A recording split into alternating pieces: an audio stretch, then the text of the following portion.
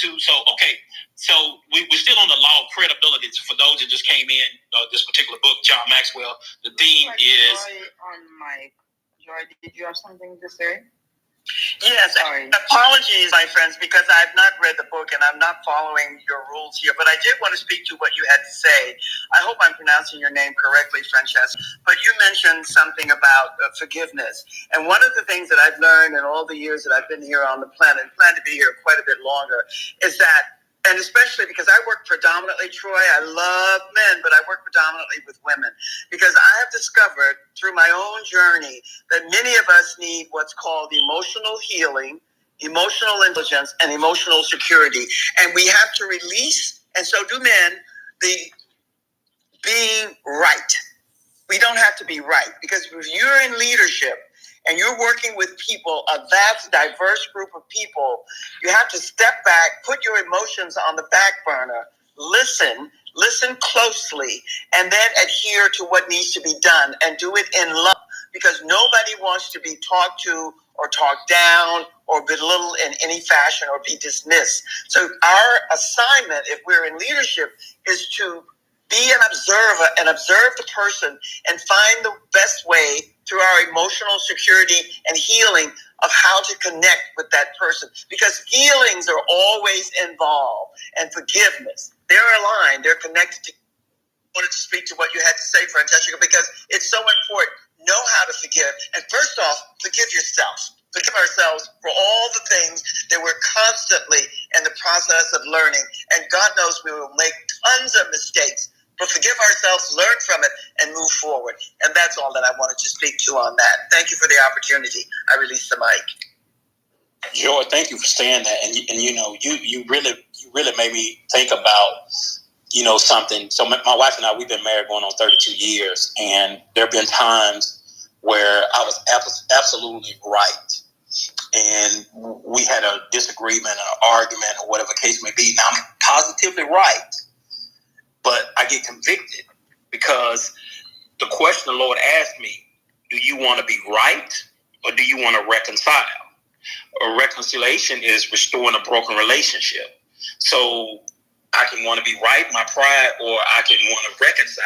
And I choose reconcile because I want us to have a harmonious relationship, although I'm right.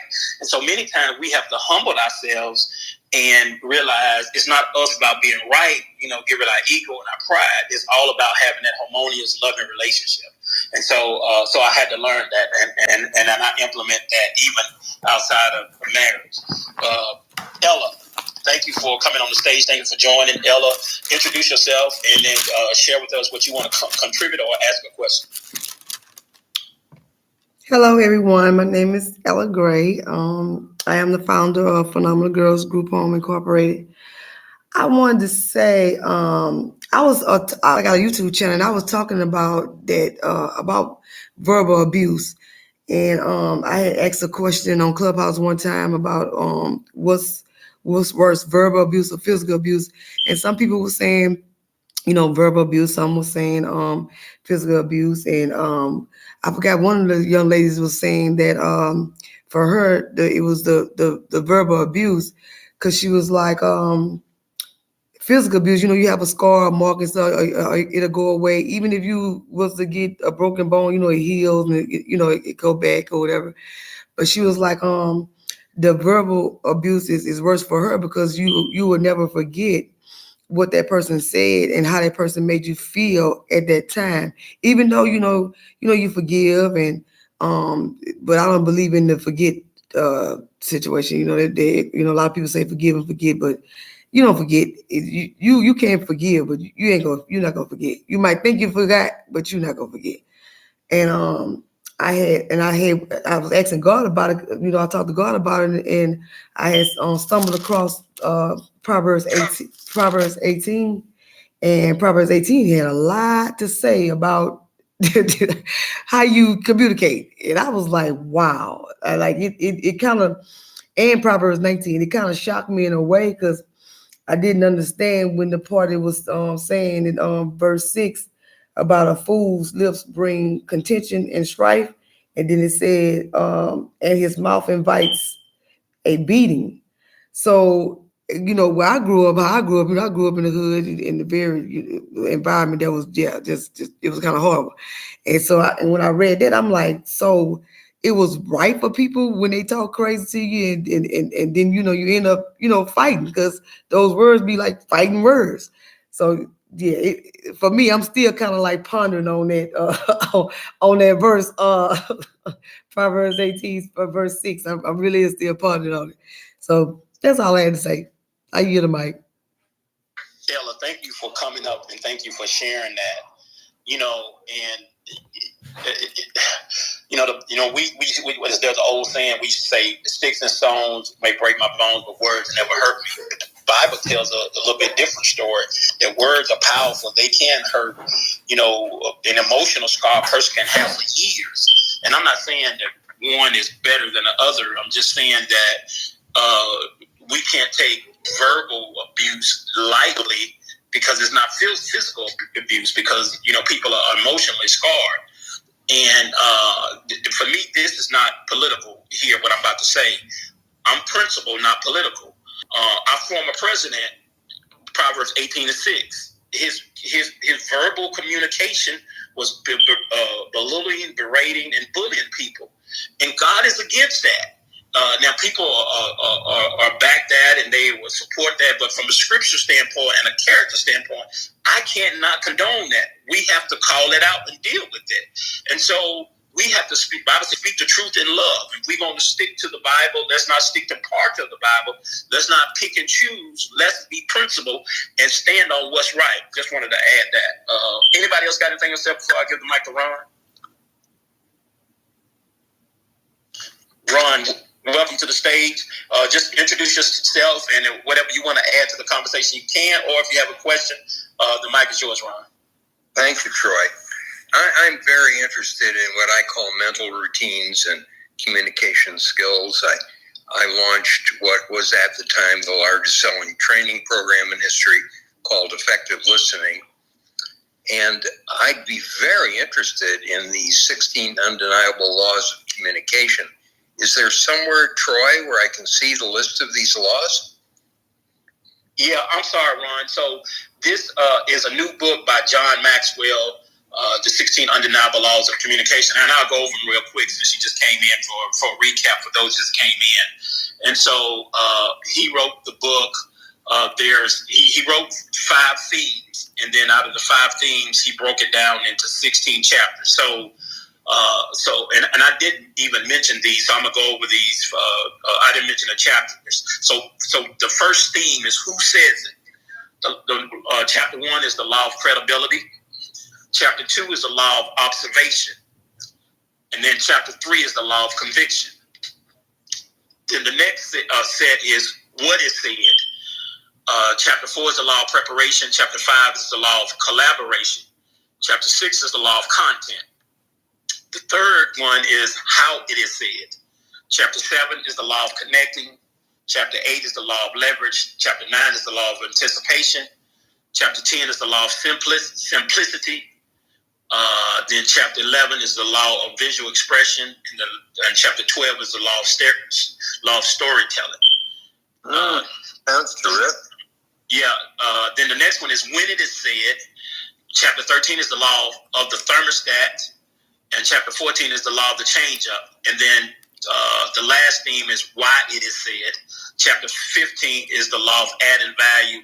And chapter 16 is the law of results. Now, I've only read through law chapter 9. We're doing a 5-week series on this book. And we will pick, today we're covering chapters 1, 2, and 3.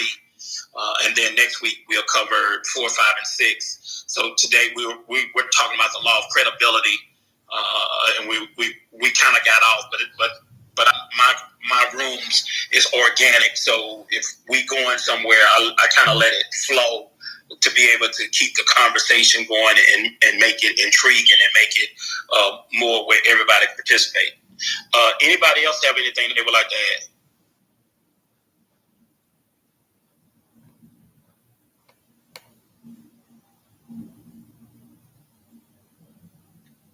All right, so Troy, yeah, go ahead, Ron.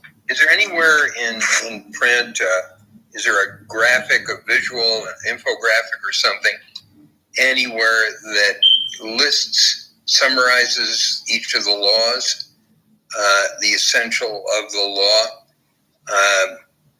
Sounds like an awesome book, and I'd like to get the flavor of it before I read the whole book. Ron, I search for that because I like you. I like to have an overview and a breakdown. But since it's a new book, it just came out at the end of March. There's nothing out there. However, if you go to Amazon, you'll probably be able to get. You can go through and click on the book, and it'll give you the table of contents, and it'll kind of break down that in the table of contents. But I don't think it's going to give you a detailed overview of that. But I was looking for that today, couldn't find it because it's a new book. Troy, in the table of contents, does it show the next level underneath the laws that you listed? No, it just breaks it down like what I just read. So what I just went over, all of them. I'm looking at the table of contents actually in the book itself on Kindle. And that's all it broke down, but it doesn't give you any more details. It gives you the theme, who says it, and then it gives you the breakdown of each chapter of law. But then, hold on. Now, when you click on in the Kindle, when I click on number 1, the law of credibility, your most effective message is the one you live. Okay. Then law number 2, when I click on that, the law of observation. Good communicators learn from great communicators. And then number 3 is the law of conviction. The stronger you believe it, the more people feel it. I hope that helped, Ron. Thank you. I appreciate your comments. You're welcome. Yeah, I like that. I like that. What was that, Ella? Yeah, I like that how I break it down with that, because I know sometimes Amazon do that. You know how they do that, the sample reading of books when you press on it sometimes. Yeah, I like that. Okay, awesome. So let me go on here. In the book, he mentions about the law of credibility. Still, chapter 1. The most effective message is the one you live. Anything else is just empty words. So people, many times, they say, watch patterns. Don't just pay attention to people's words. Watch patterns. They can say habits, but watch. They can say, action, but watch patterns or habits. That's going to give you the true person, because anybody can say anything, but then you just watch their patterns or habits, and you can see who the real person is. There was a quote, a lady said this, authenticity. We hear this word a lot. We hear this word a lot on social media, being authentic. But she said authenticity doesn't automatically guarantee success, but inauthenticity guarantees failure. So we're certainly to fail if we be inauthentic. But being authentic doesn't necessarily guarantee us success. Anybody want to elaborate on that or add anything? Wait, what'd you say? Say it again, Troy. You said it says so. Being authentic doesn't automatically guarantee success, but being inauthentic guarantees failure.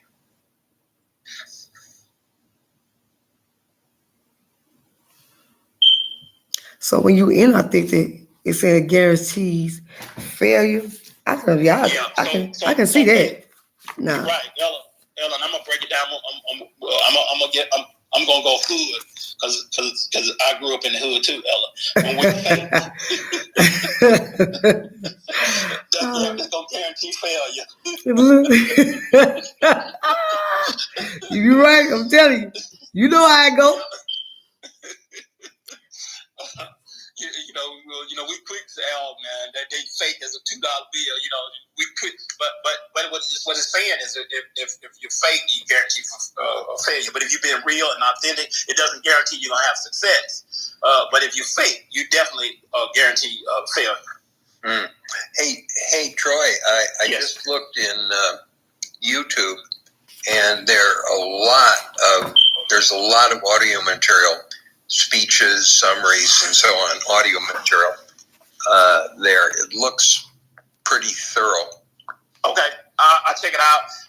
And Ron, I wish I had a visual because it would save me some time, in trying to look at the YouTube and go through it, because I'm actually reading the book. So it would just save me a time. So some of the other books we covered, I do have a visual, and it breaks it down, like the 17 Laws of Teamwork, one of John Maxwell book. It has each law. It has an example, and I have a visual of that in a document. And I didn't create it; somebody else did. But it's a real great visual that you can discuss. And so I wish this book had that. But I guess because it's new, nobody's developed it yet. I learned two spectacular things so far from your room. One is I'm a guy with a very strong marketing background, written a lot of headlines and grabbers and so on. And I think your room title and the name of the book, The 16 Undeniable Laws of Communication, it's a brilliant headline. To put in undeniable laws, which is a double promise, saying it's a law already means it's absolutely true, indisputable, and then to say undeniable, the double whammy of undeniable laws is so attracting. It makes it almost a must read. And the other thing I learned by paying attention to my own eagerness for an overview and your eagerness for an overview is I'm not providing that about the things that I've been teaching. And I've begun to have a lot of people wanting lists and overviews and so on. And I think that it's getting clearer to me what the tremendous value of that is. If you could spend a half hour getting the flavor of it, it would be such an aid to understanding and creativity, not to mention would attract you into the details. I'm just struck by how much I'm learning by noticing that I have not done that. Now, Ron, y'all just showed us of being authentic. Classic example. He says he's a marketer. He's been doing what he's doing for a number of years. And he said, I see the value. I see how important it is, but I haven't done it. So that's a classic opportunity of showing his authentic. Half time I can't say the word. Being authentic. He's sharing with us. He's being vulnerable there. And so, Ron, we commend you for sharing that. And I love visuals, but it takes me a while to put them together. So I end up spending hours putting them together. That's my biggest. I can do them. It just takes me a while to put them together because a snapshot of something is really huge for me because I can get the essence of it in a snapshot. And so I don't know if anybody else that helps them, but it does help me. Oh, thank you for acknowledging authenticity, but I want to graciously and respectfully dispute vulnerability. It's been decades since I felt vulnerable by admitting something I don't know or a mistake I've made. It doesn't make me feel vulnerable or embarrassed or ashamed or humiliated or anything. I mean, I'm just another human being who doesn't know everything. And I'm constantly having new insights and discoveries, finding things I didn't know or missed bets. So just that one little piece, Troy, I want to respectfully dispute. No, I'm not vulnerable. Understood, Ron. Understood. I don't take that any offense or anything to that. And I'm like you. I'm constantly, learning and growth. I tell people I'm forever a student. So I understand. Dunya, if I'm pronouncing it correctly, thank you for joining. You are welcome to come to the stage. Y'all, I got to finish these up real quick.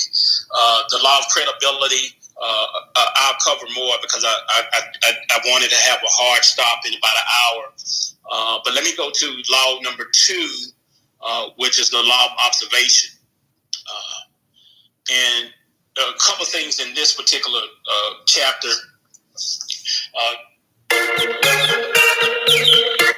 Every great communicator he observed. But the one lesson that he learned from all of them, the great communicators always connect. In other words, they always connect with their audience, their people, and they put that as a top priority as connecting with people. He said when the speaker connected, it was all about timing. When he was observing how did the speaker connect, this is about skill. How long did the speaker connect? This is about greatness. How can I connect like that speaker? This is about your potential. And what are my connecting keys? This is about technique. This is what he breaks down in this particular chapter under the law of observation. Robert, good to see you, man. Robert, you want to come to the stage, man? Please come up. Let me go ahead and do a quick reset, and then I'm going to quit in probably about 5 minutes. If anybody else have anything they want to add, they can. Ella, I think you unmiked. Did you want to add something else? Yes, I want to let everybody know to get that book by Cindy Trim, Unstoppable. That is a amazing book because she actually has something in there on page 50 about are you living authentic life. Yeah, so it's a great book. I've been reading it now, so yeah. I just awesome. want to let everybody know that. Thank you for that tip. Robert, welcome. We're talking about the John Maxwell 16 Undeniable Laws of Communication. Is a new book. This is a 5-week series.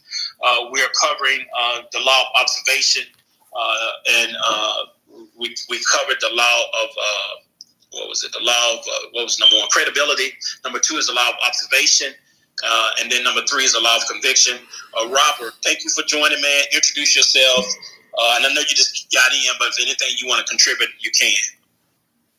I really appreciate it. Good to see you, Troy. You know, I've been off of Clubhouse for a little minute. I'm striving to get.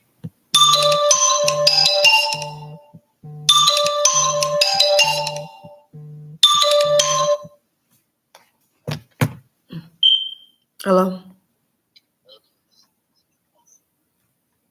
Yeah, because I need my medicine. Where you at? The medicine.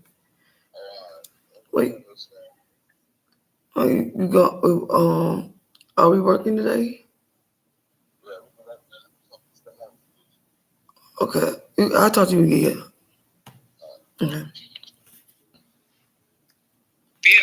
I love my husband. He's one of my favorite authors. He's actually one of the people who I was studying when I was learning how to write. Even though he get on my nerves. Communication style and how he communicates. A lot of times. I ain't gonna say so. A lot of times get on my nerves. Backs it up. So you want to come in, brother? But I love that man. I want to support you because I definitely was all live for a little bit. I'm going to come back on, man. So thank you for having me.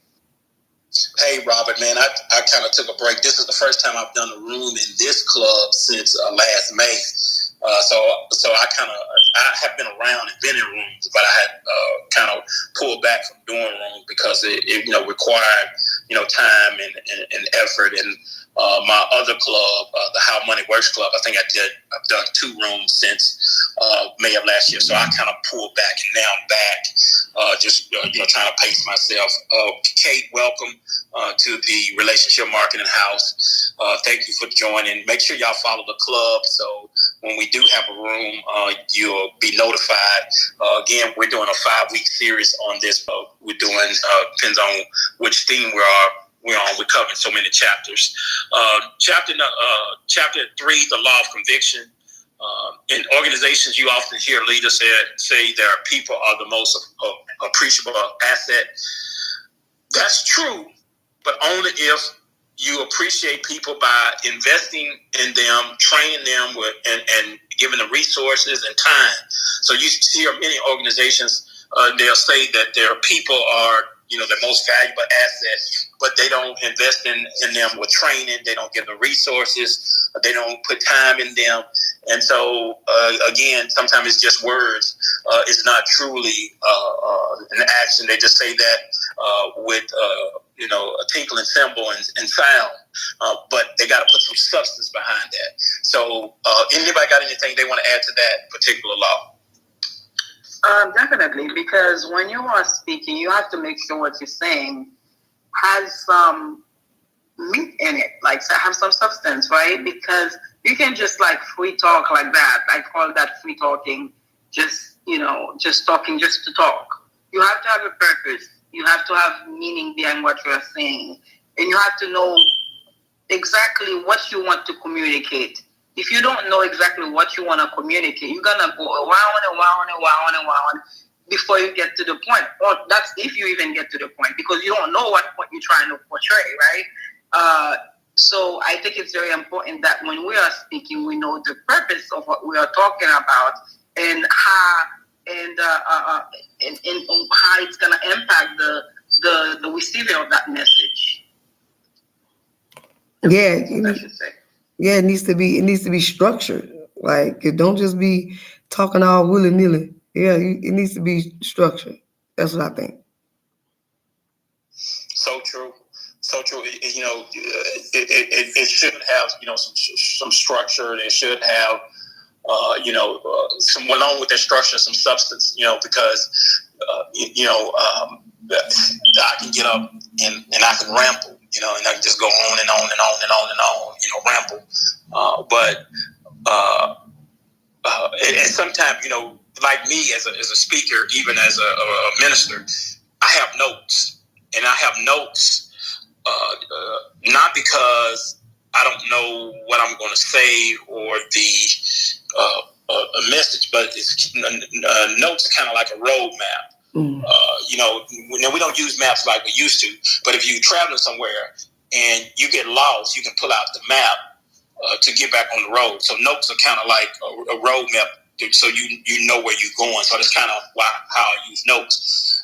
And even if the people who wrote the Bible, if they didn't write down what God gave them, we wouldn't have the Bible. So notes. Right. Some people are against notes, and I'm not saying that a person don't use notes that they're worse or better, and I'm not saying anybody who use notes are worse or better. But I'm just saying, just giving why some people use notes. Some people, they have a photographic memory. They don't use notes. I don't have a photographic memory. Now I can remember a lot of things, but the notes keep me on track. But you know what, the notes though, I mean, even if you don't have like really notes written out, but if you have an outline, these are the 3 points I want to cover. That keeps you structured, like Ella said. That keeps you in place. It doesn't have you going all over the place. So when you finish talking about that one point, then you talk about the second point of the message, and you talk about the third, point of the message. That keep you organized as a speaker. It's very easy for somebody to follow you when you are organized, when you talk about one thing at a time, when you're not all over the place. So notes and outline is really good to have as a speaker. Now, I got to address something you just said, Francesca, because Kate said in the chat, she said in school, students like when we show them the speaking points and agenda, it helps them to stay engaged. Welcome, Cheryl, to the room. Good to see you, Cheryl. I hadn't seen you in a while. But one of the things that I want to say, I study ministers, like John said, the law of observation. So when ministers, like if they come and visit, I study. I watch, how they interact, their audience. I'm a student, and one of the things is if I see a minister doesn't use notes, most of them they get off. They get off, and you just watch them. If you really watch a minister, some of them can come back, but you go way off on a tangent somewhere. And you want, well, how you get way over there? Because they have notes. And so notes can help bring them back. So just observe. So I've always observed ministers like that. Anybody else? We're going to get ready to wrap up. Cheryl, thank you for joining. This is the Relationship Marketing House. We're talking about John Maxwell's new book, The 16 Undeniable Laws of Communication. This is a 5-week series. This is week 1. Week 2, this will be Saturday at 2 p.m. Central Time. The week of I think it's Saturday the 20th, I think it is, I will not have the room. I'm going to have to push back. I won't have it that Saturday because I have a church function all day, so I won't have it that Saturday. But remember, you don't have to have read the book. I encourage you to get the book and read the book, so you have more insight there. But y'all know my rooms are all about having discussion, having people on the stage. Okay, y'all. So y'all, there you go. Y'all here to go get that book, John Maxwell 16 Undeniable Laws of Communication. Y'all, I'm telling you, I ain't lying. You can go get it for your daddy. Look, hold on, y'all. Look at my baby. Look at my grandbaby. Look, she got her hair done for her birthday. Her birthday was April 25th, right? April 25th. Okay, look at the back. See, so I'm not doing her hair for about a month. This style gonna be up in there. Okay, go do what you gotta do for your dad. So yeah, y'all. I think I've been trying to be very, very big up on the communication. So I'm gonna go get that book. I'm gonna go get that book. But look, y'all, this book here, right here, is amazing. I'm telling you, it's amazing. Like, boy, Cindy Trim, every time my grandbaby, when she sees Cindy Trim, she say, "Oh, that's God." But look, yeah, so I'm glad I did stumble across that on Clubhouse, because I'm on Clubhouse as well, y'all. You want to follow me on Clubhouse, because I'm gonna start doing a collaboration with Clubhouse and my YouTube channel, so y'all can listen in on my conversations on Clubhouse. So I'm starting to see that communication is starting to be a big topic now on a lot of platforms. I've been noticing that it's starting to be a topic about communication, because I'm telling you, that's really is serious. The way you talk to people, your body language. You know how people say, if you like it, I love it. You really don't love it. So why is you saying you like it, I love it? That sarcastic type stuff. You know what I'm saying? I don't like that.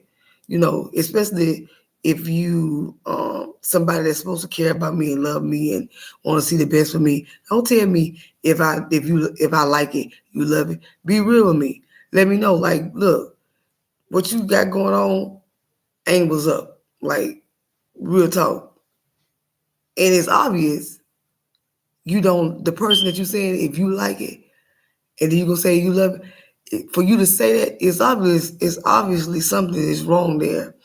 And people say that when they see a person going through something. So if that person is going through something that's making them upset, or or it's something bad, and then they come to you to talk about it, but they just don't know how to make the decision on what they should actually do in that situation. It ain't no you love it type stuff that you should even be saying or even thinking about. So yeah, that's just something that that's one of them other words that we was brought up on. Yeah, so y'all gonna hear me a lot talk about these little quotes that we grew up on, these little sayings, when you growing up on, that now I'm starting to think that, because I'm 45 years old now, I'm starting to think like, that wasn't right. You know what I'm saying? That ain't cool to say that. Why was they telling us that? Growing up. But anyway. Okay, so I'm about to go. I gotta go. Yeah, it's time for me to go. My husband. We are about to go and work together. I go ride with my husband some days and do Uber Eats. I get to see Georgia, different areas of Georgia. I like that. Because, other than that, I don't do too much. I be chilling, y'all. Homeschooling my grandbaby. And pretty much, making sure this house is being ran right. You know, I gotta start cooking though. Boy, I tell you, my husband been on me about that cooking. I need to start cooking more.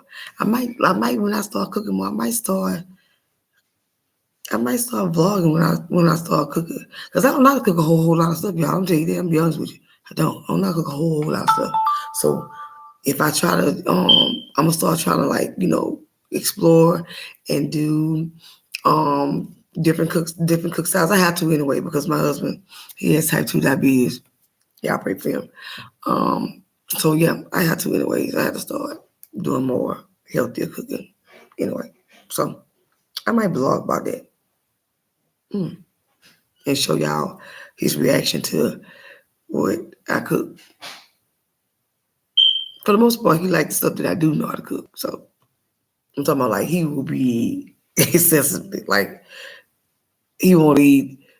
If I cook something, like my gravy and rice, he love my gravy and rice. He will eat at least 2 bowls for sure. Right there.